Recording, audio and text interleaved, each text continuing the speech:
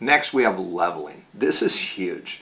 Leveling for me and here at Parker Training means simply getting the bat level to the ball. So if the pitch is in the top of our zone, our swing is going to be flat and level.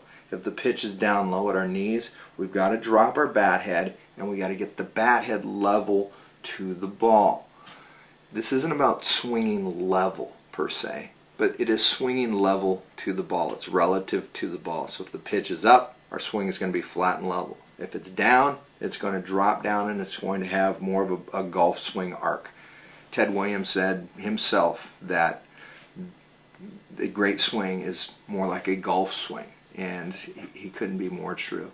So let's take a closer look at leveling and see exactly what we're talking about. Leveling, and why leveling is so important. Here at Parker Training, we teach our players to get their bat level to the ball. Wherever the ball is, we want the bat behind it. So if a pitch that's down low, you've got to drop the barrel down into the path of the ball and work up through the ball. Hit it square and work right back up. This is a great example of Delgado going down and picking one up. That, look, you can see where the catcher's at. The catcher's, if he doesn't hit it, the ball's going in the dirt. This thing's dropping underneath his shins. Eventually it's going to drop down. Well, if he started from the top and he tried to swing down on it, he had missed the ball completely. Or if he did make contact, if he made contact, it would be an out because he'd be drizzling it into the infield somewhere. So we teach our players to drop the bat head level to the ball. And the only way you can do that is let gravity take the bat head down to the path of the ball and work up through the ball. Now, the same thing goes for any pitch in the zone. If it's a pitch that's at the top of his zone, obviously he's not going to want to drop his bat head. He's going to want to turn level and flat. So wherever the ball is, whether it's the top of his zone, whether it's at his belt, whether it's at his knees, you want to match the bat path to the ball path. It's what the great hitters do.